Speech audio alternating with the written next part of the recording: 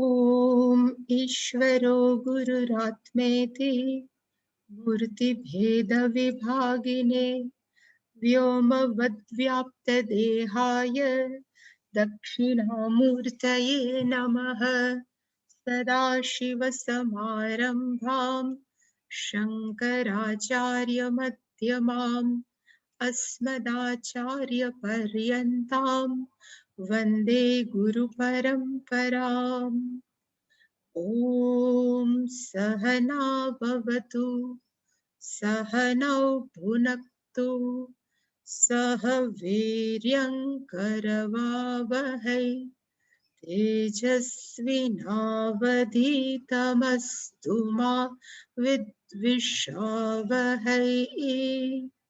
ॐ शान्ति शान्ति शान्तिः।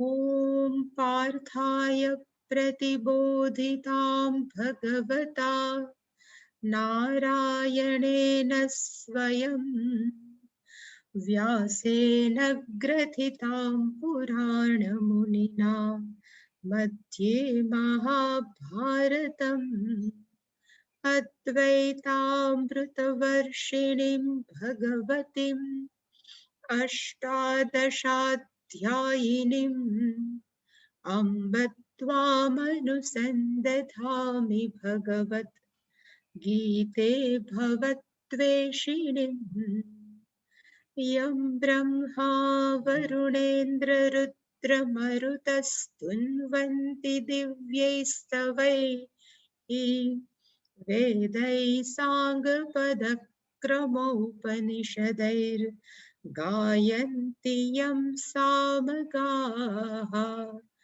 ध्यानावस्थिततद्गतेन मनसा पश्यन्ति यं योगिनः यस्यान्तन्न विदुः सुरासुरगणा देवाय तस्मै नमः।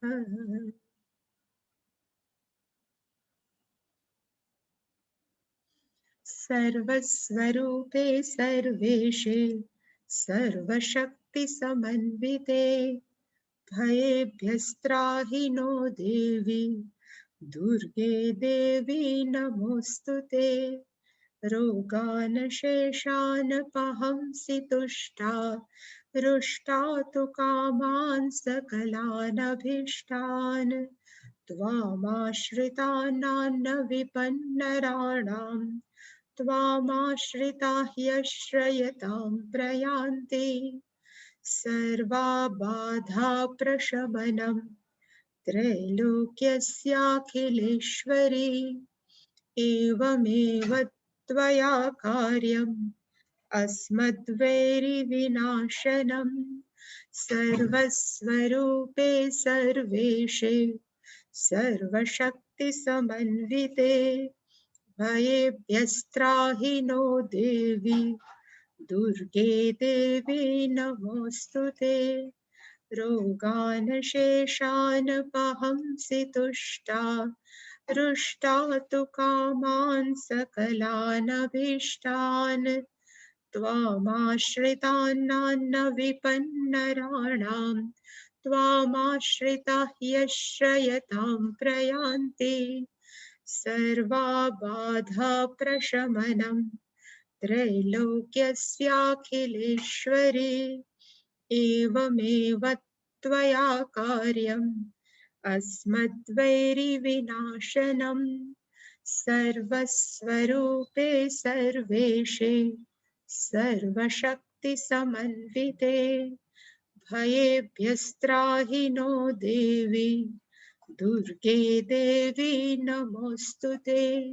रोगान् शेषान् पहंसि तुष्टा रुष्टा तु कामान् सकलानभीष्टान् त्वामाश्रितानान्न विपन्नराणाम् त्वामाश्रिता ह्यश्रयतां प्रयान्ति। सर्वाबाधा प्रशमनं त्रैलोक्यस्याखिलेश्वरी एवमेव त्वया कार्यम् अस्मद्वैरिविनाशनम्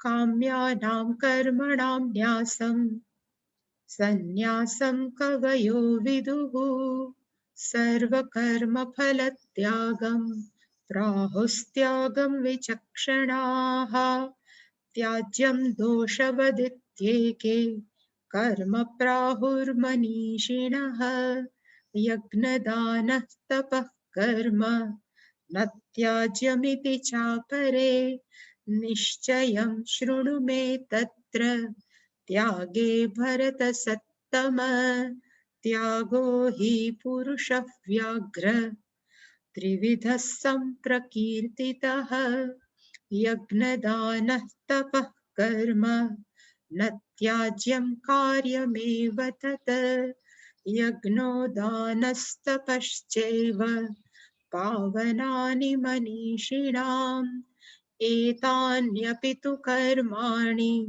सङ्गं त्यक्त्वा फलानि च कर्तव्यानीति मे पार्थ निश्चितं मतमुत्तमम् नियतस्य तु सन्न्यासः कर्मणो नोपपद्यते मोहात् तस्य परित्यागः तामसः परिकीर्तितः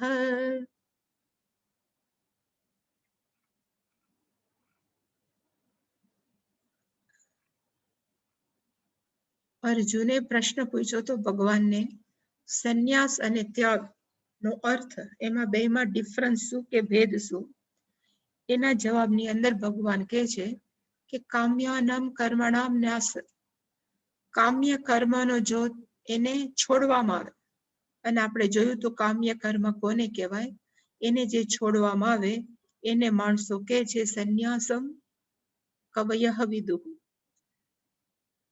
સ્કોલર કવિનો અર્થ થાય વિદ્વાન છે એ એવું કહે છે કે જે કામ્ય કર્મને છોડી દે એને કહેવાય સંન્યાસઃ પણ સર્વ કર્મ ફલ ત્યાગ બધું જ કર્મ કરીએ પણ એના ફળનો ત્યાગ કરવો એને ત્યાગ એવું વિચક્ષણા એવું અમુક માણસો કહે છે પછી ત્રીજો શ્લોક 18મા અધ્યાયનો આપણે જોયો તો એમાં ભગવાને કીધું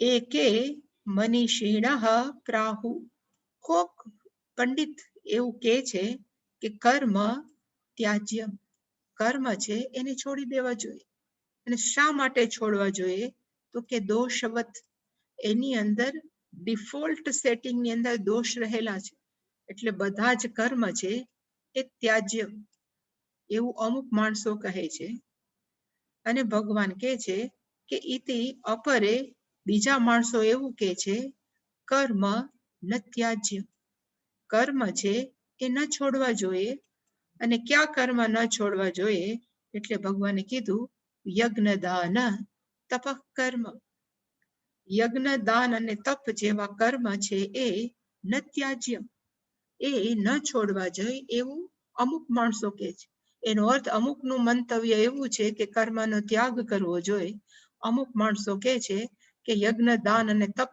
જેવા કર્મ છે એ ન છોડવા જોઈએ એટલે ભગવાને કીધું કે આ કર્મની બાબતની અંદર માણસોને હજી કન્ફ્યુઝન છે એટલે એને કીધું કે મે નિશ્ચયમ શૃણુ ભગવાન કહે છે કે તું મારો નિર્ણય જા અને કઈ બાબતમાં તો તત્ર ત્યાગે તે ત્યાગના વિષયની બાબતની અંદર તું મારો નિશ્ચય જાણ કે કોને ત્યાગ કહેવાય અને ભગવાને સ્પષ્ટતા કરી ત્યાગ હિ ત્રિવિધ સંપ્રકીર્તિત ત્યાગ છે એ 3 પ્રકારનો કહેવામાં આવ્યો છે એવું ભગવાને 4થા શ્લોકની અંદર સ્પષ્ટતા કરી 5મા શ્લોકની અંદર ભગવાને કીધું કે યજ્ઞ દાન તપઃ કર્મ આ જે 3 કર્મ છે યજ્ઞ દાન અને તપઃ કર્મ ન ત્યાજ્ય એને ન જ છોડવા જોઈએ અને એ કાર્યમેવ કાર્યનો અર્થ થાય કર્તવ્ય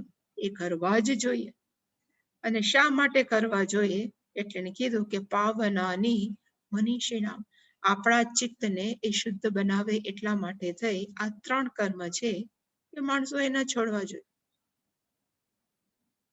પણ આ 3 કર્મો પણ આપણે 6ઠ્ઠો શ્લોક જે જોયો હતો એની અંદર ભગવાને કીધું એતાની તુ અપી કર્માણી, એટલે કે આ 3 યજ્ઞ દાન તપ એને કહેવાય એતાની. આ 3 કર્મ પણ માણસોએ કરવા જોઈએ, પણ કેવી રીતે?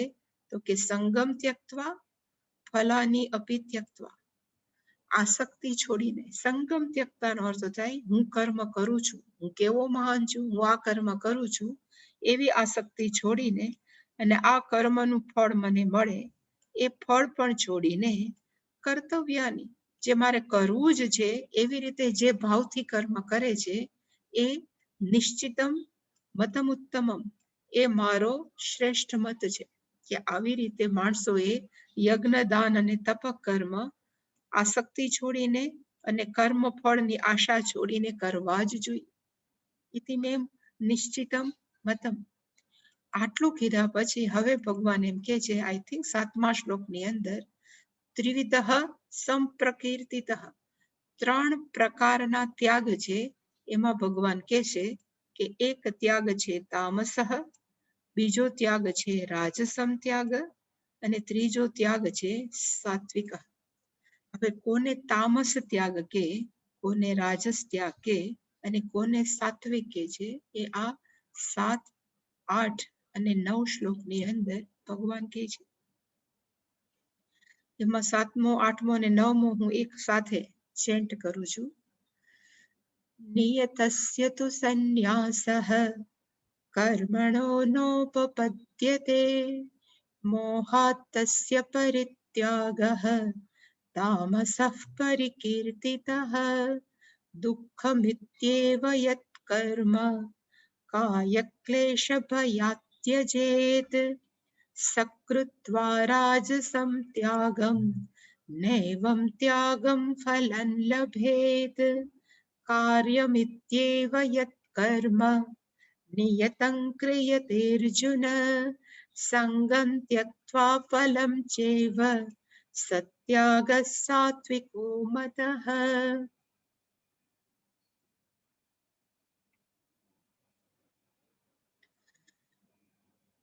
આમાં પેલું છે કર્મણઃ નિયતસ્ય.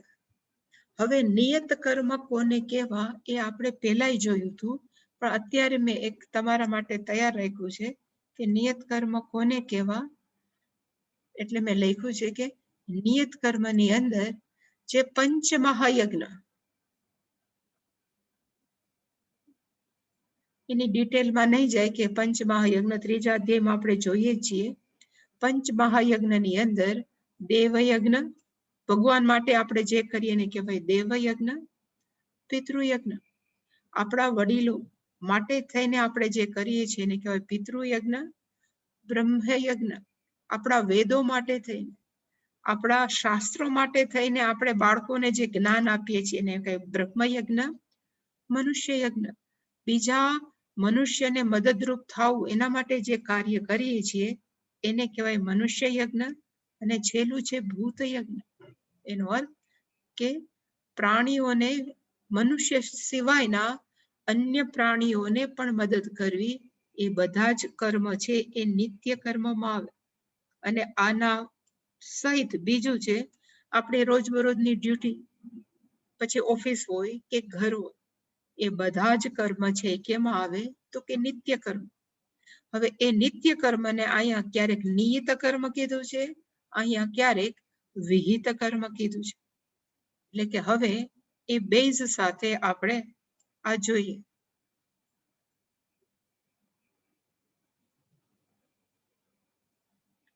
એમાં પેલું છે નિયતસ્ય તુ સંન્યાસઃ કર્મણઃ ન ઉપપદ્યતે મોહાત તસ્ય પરિત્યાગઃ તામસઃ પરિકીર્તિતઃ.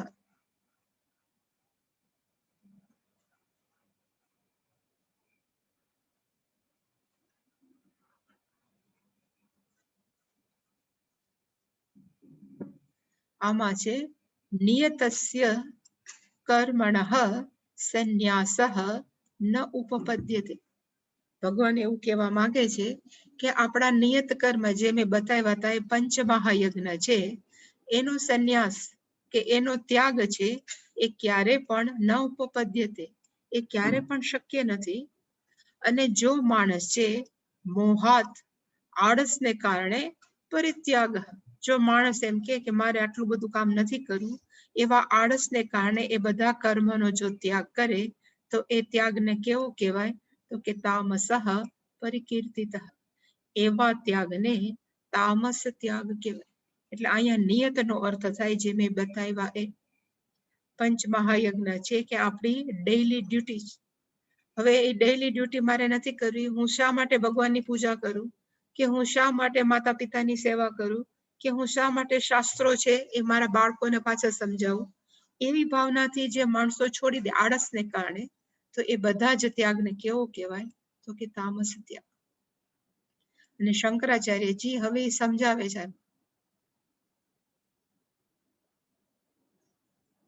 કારણ કે અમુક માણસોને જીવનની અંદર આળસ છે બહુ મુખ્ય અંગ છે.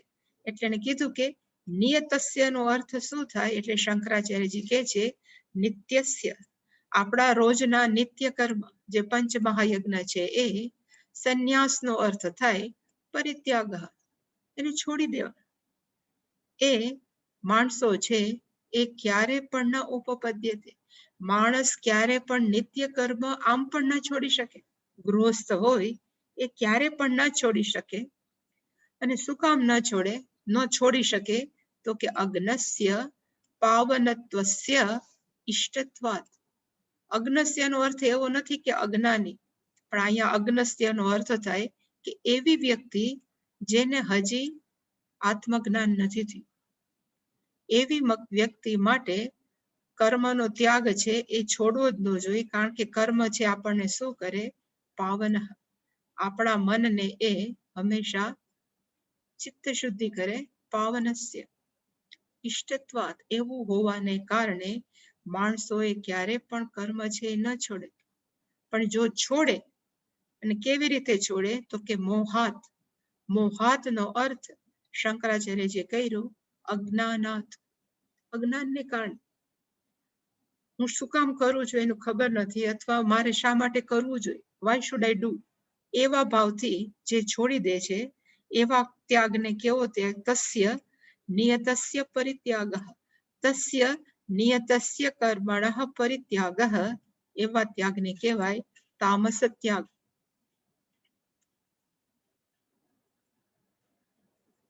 અને શંકરાચાર્યજી લખ્યું કે નિયતમ ચ અવશ્યમ કર્તવ્યમ ત્યજ્યતે ચ વિપ્રતિષિદ્ધમ. ક્યારે પણ માણસો એમ કે મારે રોજનું જે કર્મ છે એ મારે છોડી દેવું છે, એ કેવું છે? તો કે ટોટલી કોન્ટ્રાડિક્ટરી, ટોટલી છે અપોઝિટ છે. એટલે જો આવા ભાવથી કોઈ ત્યાગ કરે તો એ ત્યાગને કેવો કહેવાય? તો કે તામસઃ પરિકીર્તિતઃ, એવા ત્યાગને કહેવાય તામસ ત્યાગ. હવે પછીના શ્લોકમાં ભગવાન કહેશે કે રાજસ ત્યાગ કોને કહેવાય?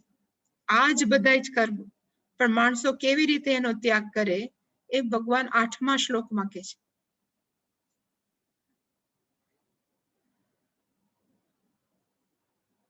યત કર્મ દુઃખમિતિ એવ, આ કર્મ કરવાથી મને શું થશે? તો કે દુઃખમ, મને બહુ તકલીફ થશે, મને દુઃખ થશે. શું કામ? તો કે સપોઝ આ બધા કર્મ છે દેવયજ્ઞ, હવે રોજ સવારે ઉઠે, ભગવાનની થોડીક પૂજા કરવાની હોય તો માણસોને સવારમાં ઉઠવાની આળસ થાય તો કેવા શરીરને તકલીફ પડે? તો કે દુઃખમ. વડીલોની સેવા કરવી પડે તો એમાં પણ કેવું છે? તો કે દુઃખમ, કારણ વગરની કોઈની સેવા કરવાની. એવી જ રીતે મનુષ્ય યજ્ઞ છે, ભૂત યજ્ઞ છે કે બ્રહ્મ યજ્ઞ છે, એ બધાને કરવામાં જેને થોડીક તકલીફ થાય, પછી એમાં ધારો કે પૈસાનો ખર્ચો થાય તો પણ દુઃખમ. અને શંકરાચાર્ય ભગવાન એમ પણ કહે છે કાયા ક્લેશ ભયાત ત્યજેત. માણસોને એમ થાય કે મારા શરીરને કેટલું કષ્ટ આપવું પડે, સવારે ઉઠવું શરીરને કષ્ટ, માતા પિતાની સેવા કરવી એમાં શરીરને કષ્ટ, અમુક માણસોને મદદ કરવી એમાં પણ શરીરને કષ્ટ. અને ઇવન પ્રાણીઓને પણ કંઈક મદદ કરવી નાની મોટી, એ બધી સેવાની અંદર મારા શરીરને કેટલી તકલીફ, એવા ભયથી, એવા કારણથી પણ માણસો છે શું કરે છે તો કે નિત્ય કર્મ છોડી દે છે. એટલે કે જે કર્મ છે માણસો છોડી દે છે, પણ કેવી રીતે? તો કે કાય ક્લેશ ભયાત ત્યજે. કાયાના ક્લેશને કારણે મારું શરીર દુખે, વધારે સવાર પછી ઉઠી જાવ તો મન ભારે થઈ જાય, એવા કોઈ પણ રીઝન કારણ આપીને માણસ છે ત્યજે શું છોડી દે છે તો કે નિયતમ કર્મ. અને માને છે કેવું કે આ બધા કર્મો કરીએ તો એમાં બેઝિકલી તો પછી તકલીફ જ છે, મને તો દુઃખ જ મળવાનું છે. એવા ભાવથી સહકૃત્વા રાજસમ ત્યાગ. આવા ભાવથી જો માણસ કર્મ કરવાનું છોડી દે તો એ ત્યાગને કેવો કહેવાય? રાજસમ ત્યાગ. અને આવા ત્યાગથી માણસને શું થશે? એટલે ભગવાને કીધું ત્યાગ ફલમ ન લભેત.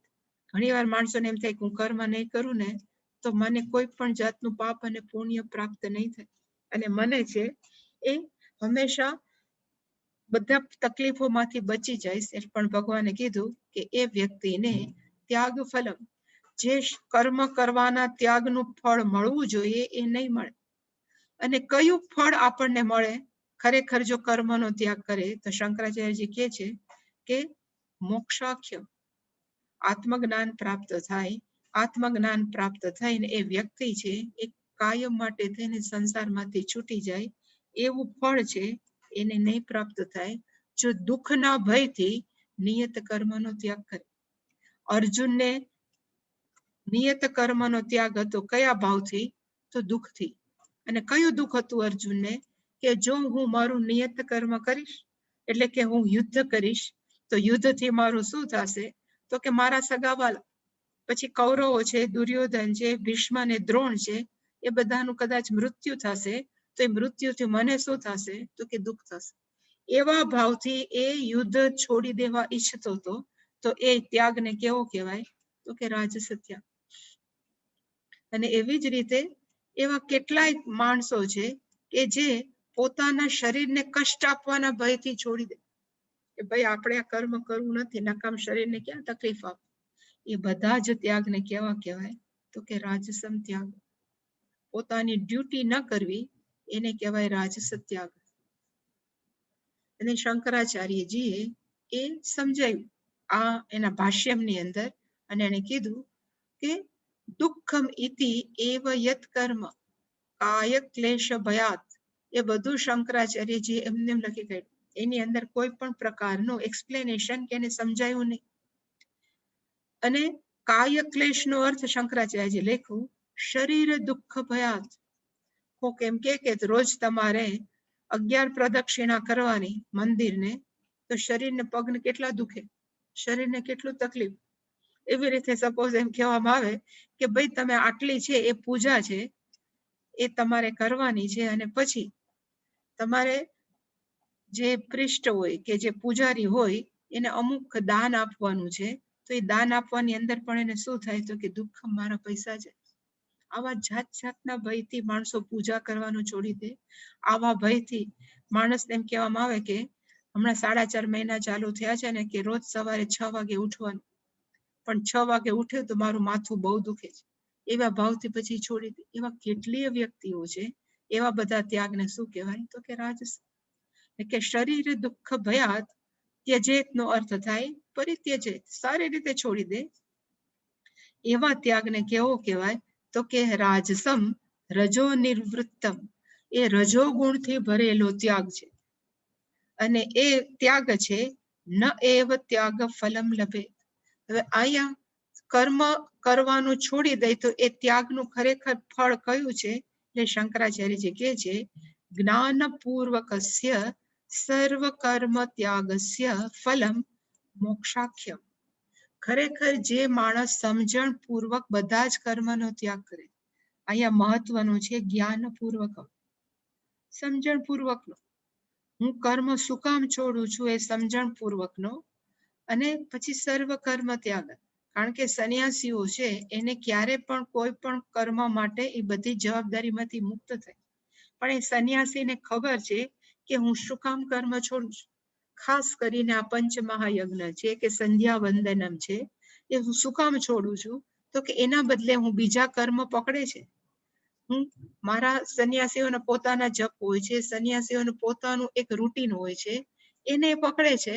પણ એ મારે કર્મ નથી કરવું એ ભયથી નથી, પણ મારે જ્ઞાન પ્રાપ્ત કરવું છે એટલા માટે થઈ અને હું જવાબદારી જે ઘરની અંદર છે એ બધી હું જવાબદારીમાંથી મુક્ત થાઉં છું. એ સમજણપૂર્વકનો ત્યાગ નથી. અને જો સમજણપૂર્વકનો ત્યાગ હોય તો એનું ફળ કયું છે? તો કે મોક્ષ. માણસને આત્મજ્ઞાન પ્રાપ્ત થાય. પણ આવી રીતે અર્જુન જેવા છે કે મારે યુદ્ધ નથી કરવું, ભીષ્મ દ્રોણ મરી જશે, એવાથી માનીને જો કરે છે તો અર્જુનને ક્યારે પણ મોક્ષાખ્યમ ફલમ ન લભે. એવા અર્જુન જેવા ગણાય છે. એ ઘણી વાર કીધું છે કે પૂજ્ય સ્વામીજી એટ ધ એજ ઓફ 32 એને પૂજ્ય સ્વામીજી 32 વર્ષની ઉંમરે સંન્યાસ લીધો. પણ એને સંન્યાસ લેવા પહેલા એને ઘણા બધા સંન્યાસીઓને કહેવાય ને કે ઇન્ટરવ્યુ લીધા, કે એની પાસે જઈને થોડોક વખત રહ્યા અને પછી પૂછ્યું કે સંન્યાસ છે લેવા જેવું છે કે નહીં. જેવી રીતે આપણે એનું કહેવાય ને કે હાઉ ડુ યુ ફીલ, સંન્યાસ લીધા પછી તમને કેવું લાગે છે? ઉત્તરકાશીમાં જઈને એને બધાને પૂછ્યું. મોટા ભાગના સંન્યાસી એવું કીધું કે તું ભાઈ મહેરબાની કરીને આ ઉંમરે સંન્યાસ ન લેતો, કારણ કે સંન્યાસ પચાવવો બહુ અઘરો છે. અત્યારે અમે દુઃખી થઈએ છીએ. એનો અર્થ કે એ બધાનો જો દુઃખી થતા હોય તો એ બધા સંન્યાસી થયા છે, એનો ત્યાગ કેવો છે? તો કે રાજસન. કદાચ ઘરમાં ફાવતું નથી, માણસો હળધૂત કરે છે, પોતે એની કઈ જવાબદારી કોઈ એટલે માણસોની એને કોઈ મહત્વ નથી આપતા, એવા ભાવથી પણ માણસો ઘર છોડી. તો એવો ત્યાગ છે એ ક્યારે પણ સાચું ફળ ન આપે. એટલે ભગવાન કહે છે કે એવો ત્યાગ છે એને રાજસ ત્યાગ કહેવાય. અને હવે ભગવાન સમજાવે છે કે ખરેખર સાત્વિક ત્યાગ એટલે શું. આમાં તમે એટલું યાદ રાખજો કે રાજસ અને તામસ ત્યાગની અંદર ભગવાને કર્મ છોડવાની વાત કરી છે. હવે જ્યારે સાત્વિક ત્યાગ આવે છે એની અંદર ભગવાન કર્મ છોડવાની વાત નથી કરતા. ભગવાન ખાલી એમ કહેશે કર્મ ફળની આસક્તિ, કર્મ ફળ છોડો અને કર્મની આસક્તિ છોડો. કર્મ છોડવાની વાત નથી કરતા. એટલે કે કહ પુનઃ સાત્વિક ત્યાગ, તો પછી સાત્વિક ત્યાગ છે એ કેવો કોને? એટલે ભગવાને 9મા શ્લોકમાં સમજાયું કે નિયતમ કર્મ. ફરી પાછું માણસો છે એ નિયતમ કર્મ ક્રિયતે કરે છે. પોતાનું જે ડ્યુટી છે, નિયત કર્મ છે, એઝ એ હાઉસ હોલ્ડર ગૃહસ્થી તરીકે કરે છે. અને કેવા ભાવથી કરે છે? કાર્યમિતિ એત્યેવ, મારે કરવું જ જોઈએ. ફરી વાર યાદ રાખું કે કાર્યનો અર્થ સંસ્કૃતની અંદર કર્તવ્ય, કરણીય અને કાર્ય all are one and same meaning. ત્રણનો અર્થ સરખો જ છે કે કરવું જ જોઈએ. એટલે કે જે વ્યક્તિ નિયતમ કર્મ કરે છે, પણ કેવા ભાવથી કરીએ છીએ? તો કે કાર્યમેવ, મારે કરવું જ જોઈએ. પણ ત્યારે એની મનોવૃત્તિ કેવી છે? તો કે સંગમ ત્યક્તવા ફલમ ત્યક્તવા. સંગનો અર્થ થાય હું કેવો કર્મ કરું છું, એવા ભાવથી જે કર્મ કરે એને કહેવાય સંગમ આસક્તિ. હું કોણ? તો કે હું તો ગૃહસ્થ, હું તો પંચમહાયજ્ઞ કરું છું. એટલે કે જેને કર્મની અંદર બહુ આસક્તિ છે અને પ્લસ જેને કર્મ ફળની આસક્તિ છે. ભગવાન કહે છે કે જે બેય છોડી દે છે, હું કર્મ કરું છું, મને બહુ ગમે છે એટલે એ પણ એની આસક્તિ છોડી દે, અને હું આ કર્મ કરું છું તો મને આ ફળ મળવું જ જોઈએ, એ જે આસક્તિ છોડી દે એ ત્યાગને કેવો કહેવાય? તો કે સહત્યાગ સાત્વિક મત. એ ત્યાગને સાત્વિક ત્યાગ કહેવાય ભગવાનના માનવા પ્રમાણે.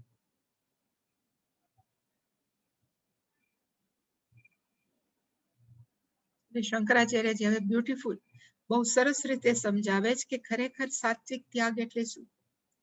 અહીંયા ખાલી પહેલા એમ સમજાયું કાર્યમનો અર્થ થાય કર્તવ્ય. કાર્ય છે એ કરવું જ જોઈએ. અને કેવું કાર્ય? તો કે યત કર્મ નિયતમ નિત્યમ, જે આપણા ફરજમાં આવે એઝ એ ગૃહસ્થ એ કરવું જ જોઈએ. ક્રિયતેનો અર્થ નિર્વર્ત્યતે, આ મારી ડ્યુટીમાં આવે, મારી ફરજમાં આવે. પણ કરે છે કેવી રીતે? એટલે ભગવાને શંકરાચાર્યજી લખ્યું સંગમ ત્યક્ત્વા ફલમ ત્યક્ત્વા, જે કર્મની આસક્તિ અને કર્મ ફળની આસક્તિ. આ કર્મની આસક્તિ નો અર્થ શું થાય ખરેખર? કે ફરીવાર એ જ ઉદાહરણ આપું કે એકવાર સ્વામીજી એટલે પૂજ્ય સ્વામીજીએ એક વ્યક્તિને સંન્યાસ આપ્યો એટ ધ એજ ઓફ 70. 70 વર્ષના એક ભાઈ હતા અને એ વ્યક્તિ છે જ્યારથી ઉપનયન એટલે આપણે કહે ને યજ્ઞોપવિત જનોય આપે, સાઉથની વાત કરું છું, તો સપોઝ એને 10 કે 8 વર્ષે એને જનોય લીધી હોય તો 70 વર્ષમાં બાદ કરીએ એટલે કેટલા થયા? 62. 62 વર્ષ સુધી એને સંધ્યા, ત્રિકાળ સંધ્યા કરી છે. તો ત્રિકાળ સંધ્યા કર્યા એટલે કે જેવો સંન્યાસ લે એટલે એમાં પહેલો નિયમ છે કે સંધ્યા છોડી દેવા, ત્રિકાળ સંધ્યા ન કરી શકે. એટલે સંન્યાસ લીધા પછી જેવી એને ત્રિકાળ સંધ્યા છોડી તો એને એમ થયું કે મારે જીવવું કેમ, સંધ્યા વગર મારી લાઈફ કેમ શક્ય છે? એનો અર્થ કે એને કેમાં આસક્તિ છે? એ કાર્યની અંદર. એને કહેવાય સંગમ. અહીંયા સંગનો અર્થ થાય આસક્તિ. આ કર્મ ન કરું તો મારું શું થઈ જાય? એવી અત્યંત આસક્તિ ભગવાન કે છે એ પણ છોડવી અને હું આ નિત્ય કર્મ કરું છું એ ફળ મને મળવું જ જોઈએ એ પણ આસક્તિ છોડવી. એ શંકરાચાર્યજી અહીંયા બહુ સરસ રીતે સમજાયું છે.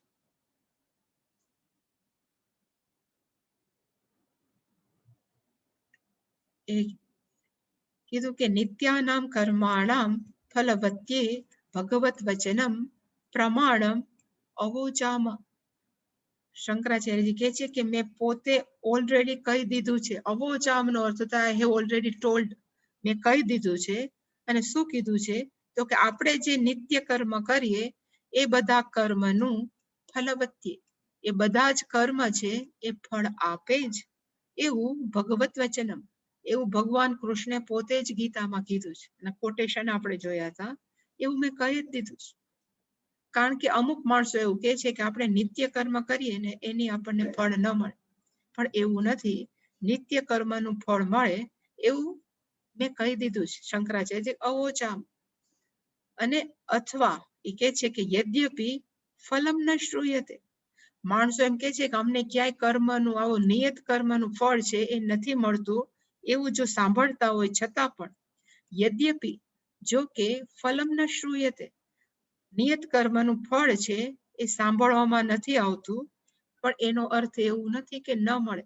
શંકરાચાર્ય કહે છે નિત્યસ્ય કર્મણઃ તથાપિ નિત્ય કર્મ કૃતમ, આપણો જે રોજબરોજનું નિત્ય કર્મ છે એ માણસોએ કરવું જ જોઈએ. કયા કારણોસર? તો કે આત્મ સંસ્કાર, એનો અર્થ થાય આપણા મનની શુદ્ધિ માટે. અહીંયા આત્માનો અર્થ થાય ચિત્ત, સંસ્કારમનો અર્થ થાય શુદ્ધિ. એક શબ્દ છે સંસ્કૃત, એટલે આપણા મનમાં એમ જ થાય કે સંસ્કૃત ભાષા, પણ સંસ્કૃત મનઃ એવું કહેવામાં આવ્યું. એનો અર્થ થાય આનું મન કેવું છે? તો કે શુદ્ધ છે. એટલે કે જ્યારે પણ સંસ્કાર આવે, સંસ્કૃત આવે, એનો અર્થ થાય શુદ્ધિકરણ. આત્મ સંસ્કારમનો અર્થ થાય ચિત્ત શુદ્ધિ માટે. નિત્ય કર્મ છે એ માણસો કરે છે કેના માટે? તો આત્મ સંસ્કાર. અને બીજું પ્રત્યવાય પરિહાર. એક શબ્દ છે પ્રત્યવાય, ટેકનિકલ વર્ડ છે, એને કહેવાય પ્રાતિભાષિક શબ્દ છે. એ પ્રત્યવાયનો અર્થ થાય કરવાનું જે કર્મ આપણે ન કરીએ એને પ્રત્યવાયનું પાપ લાગે. અકરણે પ્રત્યવાય દોષ. સપોઝ એવું કે માતા પિતાની સેવા કરવી, પણ જે માતા પિતાની સેવા ન કરે એને જે દોષ લાગે એને કહેવાય પ્રત્યવાય. એટલે કે માણસો જે નિત્ય કર્મ શું કામ કરે છે? તો કે પ્રત્યવાય પરિહાર, પોતાને પ્રત્યવાયનો દોષ ન લાગે એટલા માટે થઈને પણ નિત્ય કર્મ કરે છે. અને કરવા વાળી કોણ વ્યક્તિ છે? એટલે શંકરાચાર્યજી કીધું કે કલ્પયતિ એવ અજ્ઞ. અહીંયા જ્યારે પણ અજ્ઞ આવે એનો અર્થ એવો નથી કે અજ્ઞાની, પણ અજ્ઞનો અર્થ થાય જેને હજી આત્મજ્ઞાન નથી થયું એવી બધી જ વ્યક્તિ. પછી એમાં ગમે એવા સંન્યાસી હોય કે ગમે એવા જ્ઞાની પંડિત હોય, એ બધા જ શંકરાચાર્યજીની દ્રષ્ટિએ કેવા છે? તો કે અજ્ઞાની છે. કે અજ્ઞાની એવું માને છે કે આત્મ સંસ્કારમ ચિત્ત શુદ્ધિ માટે અથવા પ્રત્યવાય પરિહારમ ન કરવાના દોષના ઉપાય માટે થઈને ફલમ કરોથી એ આપણને ફળ આપે છે. કયું?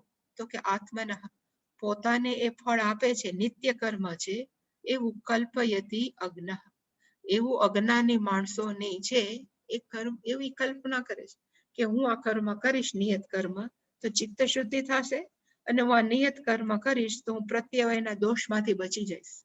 એવું મોટા ભાગના અજ્ઞાનીઓ માને છે. શંકરાચાર્યજી કહે છે કે એ દોષને કલ્પનાને કાઢવા માટે થઈને ભગવાને કીધું સંગમ ત્યક્ત્વા ફલમ ત્યક્ત્વા. તત્ર એટલે એને કીધું કે તત્ર તામપી કલ્પનામ નિવારાયતિ. એ કલ્પના છે એ પણ ભગવાન છે એને એની બાદબાકી કરી નાખે છે. અને કયા શબ્દ બોલીને? તો કે ફલમ ત્યક્ત્વા અનેન. કોક એમ કે તમે નિત્ય કર્મ શું કામ કરો છો? તો કે પ્રત્યવાય દોષ ન લાગે ને એટલે. તો એ પણ ખોટું. તમને આસક્તિ તો થઈ ને કર્મમાં. એટલે કે એવા ફળને છોડીને પણ અનેન એટલે કે ભગવાન જે બોલ્યા છે કે સાધુ ઉક્તમ, ભગવાન છે એ બોલ્યા છે એ વ્યવસ્થિત બોલ્યા છે. અહીંયા સાધુ નો સંન્યાસી ન થાય, પણ સાચું બોલ્યા છે. ભગવાન બોલ્યા છે સાચું. અને કયો શબ્દ સાચો છે? તો કે સંગમ ત્યક્ત્વા ફલમ ત્યક્ત્વા. બે વસ્તુ છોડવાની જરૂર છે. હું કર્મ કરું છું એવું બોસ્ટિંગ કરવાની જરૂર નથી, એવી આસક્તિ રાખવાની જરૂર નથી. અને આ કર્મ કરું છું તો મને આવું ફળ મળે એ પણ રાખ્યા વગર માણસોએ શું કરવું જોઈએ? તો કે નિયત કર્મ. એટલે કે નિયત કર્મ કરવાનું પણ કેવી ભાવનાથી? ઇવન છેલ્લે એમ પણ કે છે કે ચિત્ત શુદ્ધિ માટે પણ નહીં, મને કર્મ કરવું ગમે છે, ઈશ્વરાર્પણ બુદ્ધિથી કરું છું અને મને પ્રસાદી ભાવથી જે મળે છે સ્વીકારું છું. That's all. બીજું મારે કાંઈ નથી કરવું. એને કહેવાય સંગમ ત્યક્ત્વા ફલમ ત્યક્ત્વા. એવી રીતે જો આપણે કર્મ કર્યા કરીએ તો એને કહેવાય આપણે કર્મ ફળનો ત્યાગ કર્યો. કેવી રીતે? તો કે સાત્વિક રીતે. એટલે મેં તમને પહેલા કીધું હતું કે પહેલા 2 શ્લોકની અંદર જે તામસ ત્યાગ હતો અને રાજસ ત્યાગ હતો એની અંદર ભગવાને એવું કીધું હતું કે કર્મ ત્યાગ. એક આળસને કારણે કર્મ છોડી દે તો એને તામસ ત્યાગ કહેવાય, અથવા કાયા ક્લેશ ભયાત્યજેત એવી રીતે જો કર્મ છોડી દે તો એને રાજસ ત્યાગ કહેવાય. પણ અહીંયા ભગવાને કર્મ છોડવાની વાત ન કરી. અહીંયા ભગવાને ખાલી એમ કીધું કે સંગમ ત્યક્ત્વા ફલમ ત્યક્ત્વા. જો માણસો કર્મ કર્યા કરે તો એ ત્યાગને કેવો કહેવાય? તો કે સાત્વિક ત્યાગ. પાછો એકવાર શ્લોક જોઈએ કે જે વ્યક્તિ છે સંગમ ત્યક્ત્વા ફલમ ચૈવ સત્યાગ. એટલે અહીંયા ત્યાગ કેનો છે? માત્ર કર્મ ફળનો ત્યાગ છે. અને અહીંયા ત્યાગ કેવો છે? તો કે કર્મ કરું છું એ આસક્તિનો ત્યાગ છે. એવી રીતે જો કર્મ કરે તો એ ત્યાગને ભગવાનની દ્રષ્ટિએ કેવો છે? તો કે સાત્વિક. હવે માણસોને પ્રશ્ન તો થાય ને. અને પ્રશ્ન થયો, અને કયો પ્રશ્ન થયો? તો કે પેલા 2 ની અંદર તમે કર્મ ત્યાગની વાત કરીને અત્યારે ખાલી શું કામ કર્મ ફળના ત્યાગની વાત કરો? તો ત્રણે બોલવું હોય તો સરખું બોલવું જોઈએ. એટલે એક વ્યક્તિ આવી અને વ્યક્તિનું નામ કેવું છે? તો આપણે જે કહેવાય ને શું કહેવાય? નનુ. નનુ નો અર્થ થાય પણ પૂર્વ પક્ષી, એક અપોનન્ટ, એક ઉભો થયો અને કીધું કે કર્મ પરિત્યાગ ત્રિવિધ. તમે એમ કહેતા હતા કે કર્મ છે 3 પ્રકારનો ત્યાગ થઈ શકે. કર્મ પરિત્યાગ, કર્મનો ત્યાગ છે એ 3 પ્રકારનો છે અને એને તમે સંન્યાસ નામ આપ્યું છે. અને ઇતિ ચ પ્રકૃત, આ ટોપિક છે અંડર ડિસ્કશન છે. આપણે એની વાત કરીએ છીએ કે કર્મ છોડી દેવા, કર્મ છોડી દેવા. એમાં તમે તત્ર તામસઃ રાજસઃ ચ ઉક્તઃ, એમાં તમે તામસ અને રાજસ ત્યાગની વાત કરી. એમાં અંદર કઈ વાત કરી હતી? તો કે કર્મની. એટલે કે રાજસઃ તામસઃ ચ ઉક્તઃ ત્યાગઃ. ત્યાં સુધી તમે કર્મની વાત કરી. પણ કથમ ઇહ, સાત્વિકની અંદર સંગ ફલ ત્યાગ, એમાં તમે ખાલી કર્મ છોડવાની વાત કરતા જ નથી, માત્ર કર્મ ફળ છોડો અને કર્મ ફળની આસક્તિ, એટલે કે કર્મની આસક્તિ અને ફળની આસક્તિને સાત્વિક કીધો. તો આ કેમ તમે ઊંધું બોલ્યા? એમાં કર્મની જ વાત આવી જોઈએ ને, કર્મ ફળ છોડવાનું શું કામ કયો છે? તૃતીયત્વેન ઉચ્યતે, એટલે કે ત્રીજા સાત્વિક ની અંદર તમે કેમ આવું બોલ્યા? એવું પૂર્વ પક્ષી કે છે ને, એને એક ઉદાહરણ આપ્યું, અને ઉદાહરણની અંદર એને કીધું કે સપોઝ તમે એમ એકવાર બોલો કે ત્રયઃ બ્રાહ્મણાઃ આગતઃ, એક તમે સ્ટેટમેન્ટ આપ્યું કે 3 બ્રાહ્મણો આવે છે, સ્ટેટમેન્ટની અંદર 3 બ્રાહ્મણો આવે છે, અને પછી એમાં કયો છો કે તત્ર ષડ અંગ વિદો દ્વૌ, એમાં 2 છે એ કેવા છે? તો કે ષડ અંગને જાણવા વાળા છે, અને ત્રીજો કેવો છે? તો કે ક્ષત્રિય. ત્રીજો છે ક્ષત્રિય છે, તો પછી બ્રાહ્મણ શું કામ બોલ્યા? જો બ્રાહ્મણ બોલ્યા હોય તો 3 બ્રાહ્મણ હોવા જોઈએ ને. આમાં ત્રીજો ક્ષત્રિય છે એવું કેમ કહો છો? એ જે ખોટું છે. એવી જ રીતે તમે કહો છો કે 3 ત્યાગ છે, કર્મ ત્યાગ, તામસ ત્યાગ, કર્મ ત્યાગ, રાજસ કર્મ ત્યાગ અને સાત્વિક કર્મ ત્યાગ. રાજસ અને તામસ ની અંદર કર્મ ત્યાગ જ કીધો, જ્યારે સાત્વિક ની અંદર તમે કેવો ત્યાગ કીધો? તો કે કર્મ ફળનો ત્યાગ કરવો જોઈએ, કર્મના સંગનો ત્યાગ કરવો જોઈએ, કર્મનો ત્યાગનો ઉલ્લેખ જ નથી. એવું શું કામ બોલ્યું? વાય ભગવાન, એવું કઈક કોઈક રીઝન તો હશે ને, એવું ક્યાં કારણોસર બોલ્યા? તો એનો જવાબ શંકરાચાર્યજી પોતે જ આપે છે. એટલે શંકરાચાર્યજી કીધું એમાં કે ન એષા દોષ, આમાં કોઈ પણ પ્રકારનો દોષ નથી. શું કામ દોષ નથી? તો ત્યાગ સામાન્ય. ક્યાં લખો? એક મિનિટ.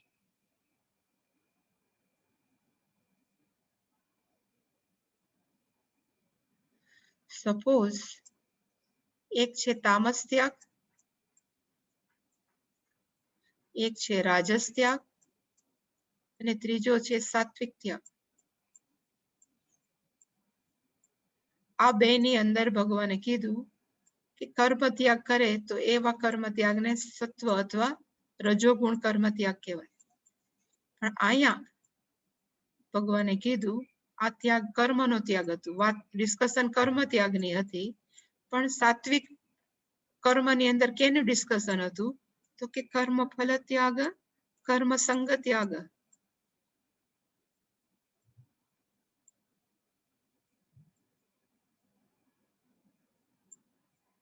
કર્મ ફલમ ત્યાગ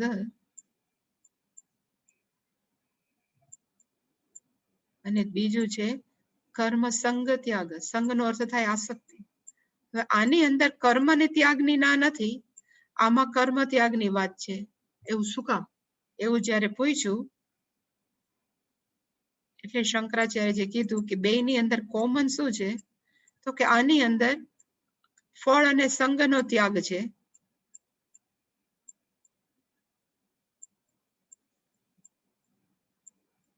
જ્યારે આની અંદર કર્મનો ત્યાગ છે.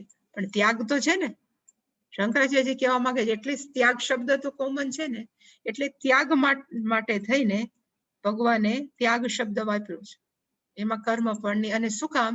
તો કે સાત્વિક ત્યાગની સ્તુતિ કરવા માટે. એટલે અહીંયા જે શબ્દ છે ત્યાગ સામાન્ય, આમાં ત્યાગ શબ્દ છે કોમન 3 વસ્તુની અંદર. અને શેના માટે? તો કે સ્તુતિ અર્થત્વાદ, સ્તુતિ કરવા માટે કે પ્રશંસા કરવા માટે કે વખાણ કરવા માટે. અને કઈ વસ્તુનો? તો કે સાત્વિક ત્યાગના વખાણ કરવા માટે થઈ અને ભગવાને રાજસ અને તામસ ત્યાગની વાત કરી. અને ભગવાને કીધું કર્મ સંન્યાસસ્ય ફલાભિસંધિ ત્યાગસ્ય અને ત્યાગત્વ સામાન્ય. 2 વસ્તુ છે એ સામાન્ય છે. કયું? તો કે કર્મ સંન્યાસ, એટલે જે કર્મ છોડી દે એની અંદર 2 શબ્દ છે ત્યાં સામાન્ય છે. કઈ?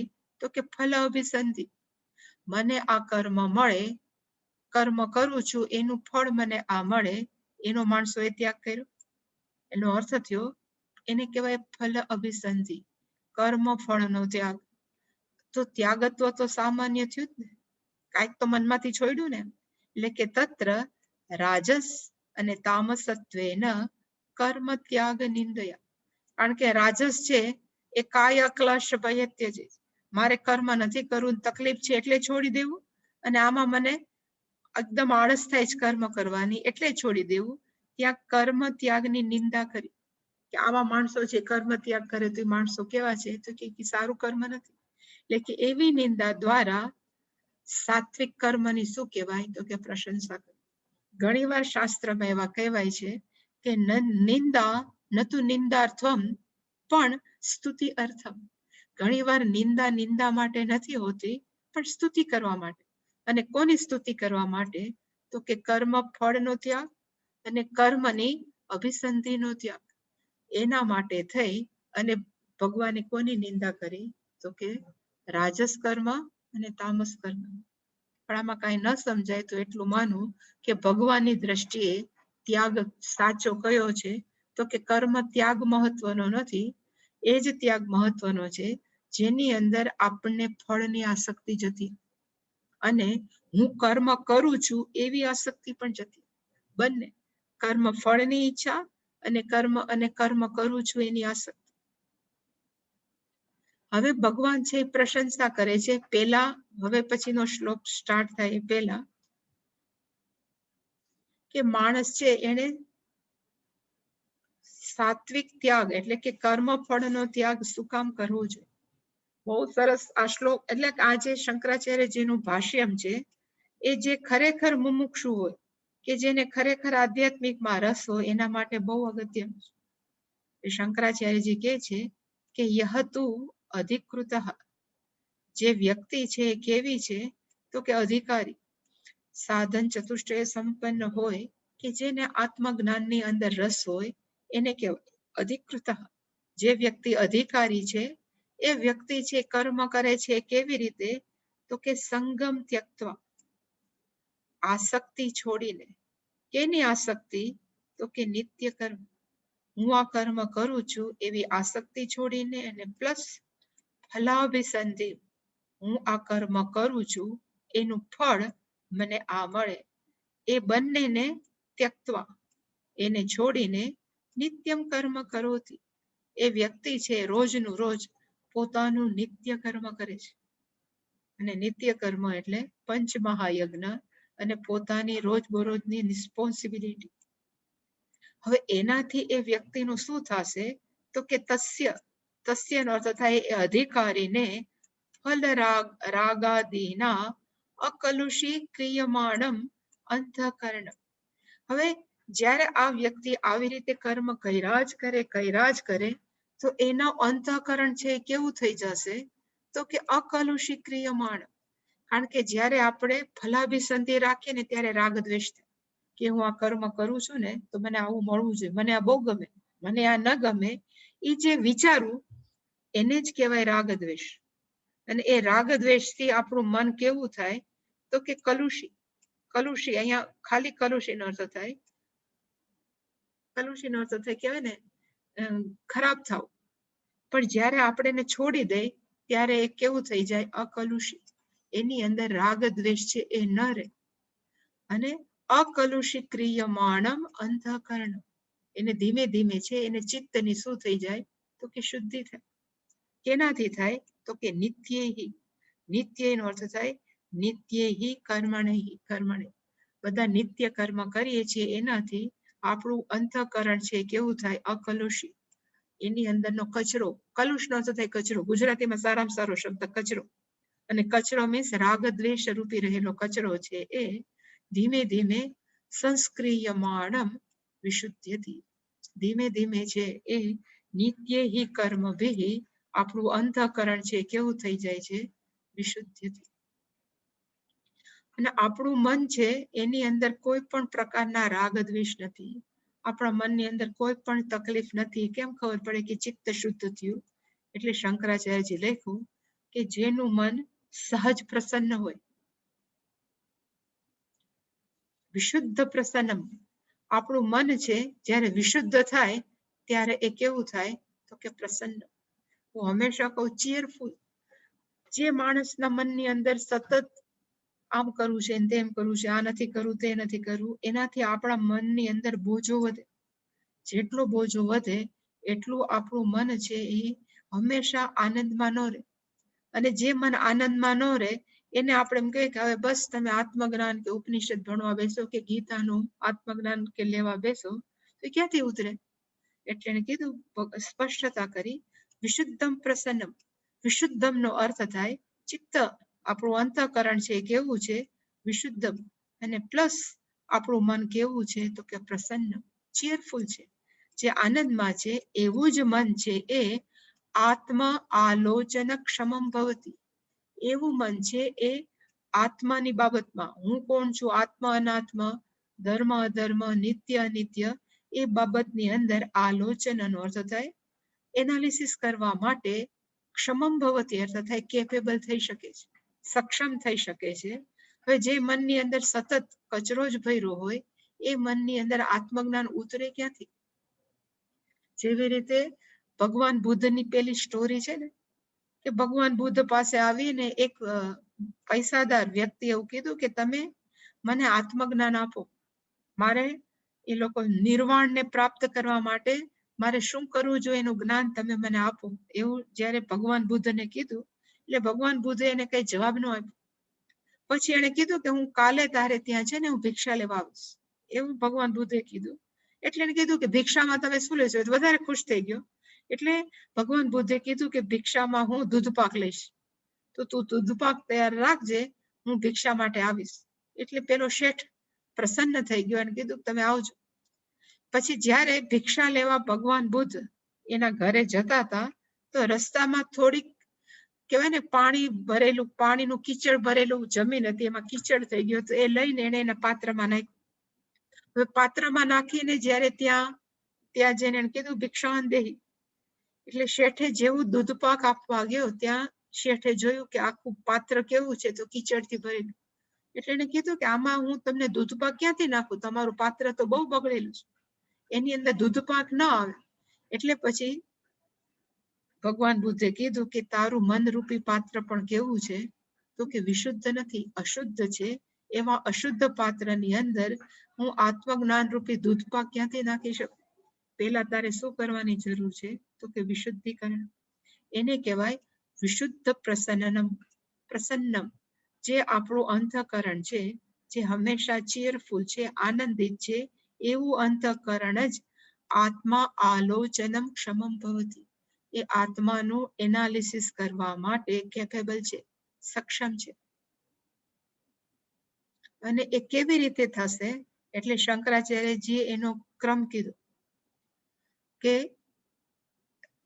નિત્ય કર્મ અનુષ્ઠાને. તમે જ્યારે જ્યારે નિત્ય કર્મનું આપણે સતત સમર્પિત ભાવે અનુષ્ઠાન કરીએ, આપણું નિત્ય કર્મ રોજબરોજ કરીએ, અહીંયા છે જે ન છે ને એ આની જોડે છે. નિત્ય કર્મ અનુષ્ઠાને ન, સતત નિત્ય કર્મનું અનુષ્ઠાન કરવાથી માણસોનું શું થશે? તો કે વિશુદ્ધ અંતઃકરણસ્ય, વ્યક્તિ છે એનું ચિત્ત છે એ શુદ્ધ થઈ જશે. અને જ્યારે શુદ્ધ થાય ત્યારે એ વ્યક્તિ છે એ આત્મજ્ઞાન અભિમુખસ્ય, એને સહજ રીતે આત્મજ્ઞાન પ્રાપ્ત કરવાની પ્રેરણા થશે કે ઈચ્છા થશે. અને આ કેવી રીતે થશે? તો કે ક્રમેણ, સ્ટેપ બાય સ્ટેપ. એટલે કે માણસો એ પેલું કરવાની શું જરૂર છે સ્ટેપની અંદર? તો કે પેલું સ્ટેપ છે નિત્ય કર્મ અનુષ્ઠાન. આપણે આપણું રોજબરોજનું કર્મ છે એ કરવું, પણ કેવી રીતે? સંગમ ત્યક્ત્વા ફલમ ત્યક્ત્વા. અને જો આપણે કરતા રહીએ તો એનું બીજું સ્ટેપ કયું છે? તો કે માણસનું શું થશે? તો કે વિશુદ્ધ અંતઃકરણ. એનું મન છે શું થશે? તો કે શુદ્ધ થશે. જેવું શુદ્ધ થશે એટલે વ્યક્તિ છે, ત્રીજું સ્ટેપ કયું છે? તો કે આત્મજ્ઞાન અભિમુખ. એને સહજ રીતે આત્મજ્ઞાન પ્રાપ્ત કરવાની ઈચ્છા થશે. આ બધું કહેવાય ક્રમેણ. એ સ્ટેપ બાય એક બાજુ સ્ટેપ બાય સ્ટેપ થશે. યથા, જેવી રીતે તન નિષ્ઠા, કેવી રીતે આપણને આત્મજ્ઞાનની અંદર નિષ્ઠા થઈ શકે? તદ વક્તવ્ય, એ ભગવાન છે એ હવે પછીના 10મા શ્લોકમાં કહે છે. એટલે 10મો શ્લોક છે કે માણસોએ કર્મ કેવી રીતે કરવું એનું 10મા શ્લોકની અંદર સરસ વર્ણન કર્યું છે.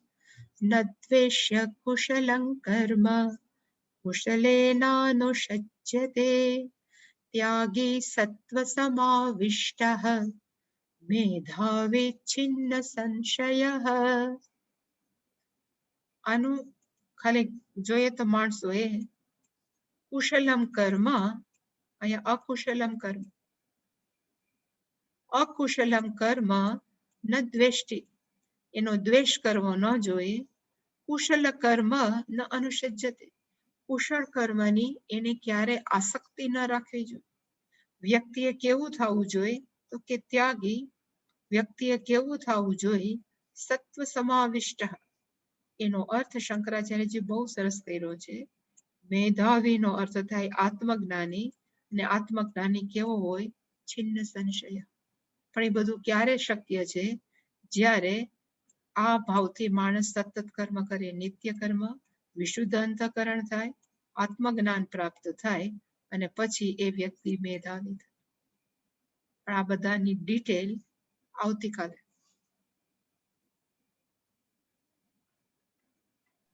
કોઈ પ્રશ્ન? હા માતાજી, હા બોલો. હા ભાઈ. આ વખતે જે પ્રવચન આપ્યું હતું ને એમાં આપણે સંન્યાસ જયારે આપે ત્યારે વિરજા હોમ કરે એવું આપણે બતાવ્યું હતું. તો સંન્યાસીનો જયારે એનો દેહ છોડે છે પછી 16 દિવસ પછી જે ભંડારો ને એની ક્રિયા કરે છે એ ક્રિયા કઈ? તો એ છે એ એના શરીર માટેની નથી, એ સાધુઓને એક દાન માટેથી ને છે. એમાં ક્યારે સંન્યાસીઓ પાછળ આપણે કહેવાય ને પિંડ દાન કરીએ જેવું હોય છે ને 12મા દિવસે, એવું નથી હોતું. આમાં તો ખાલી બધા 16 સાધુને બોલાવે એટલે 16શી કહેવાય. 16 સાધુને 16મે દિવસે બોલાવે અને એને જીવન જરૂરિયાતની વસ્તુઓ ભેટ આપે. એ સાધુ પાછળ એને જમાડે, એને 16શી કહેવાય. બીજું એમાં કઈ હોતું નથી. પિંડદાન નો.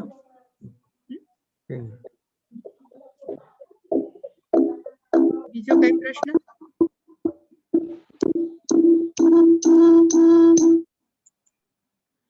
ઓમ પૂર્ણમદઃ પૂર્ણમિદં પૂર્ણાત પૂર્ણમુદચ્યતે પૂર્ણસ્ય પૂર્ણમાદાય પૂર્ણમેવાવશિષ્યતે.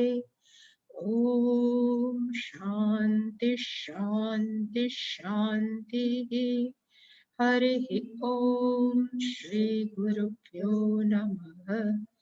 હરિ ઓમ.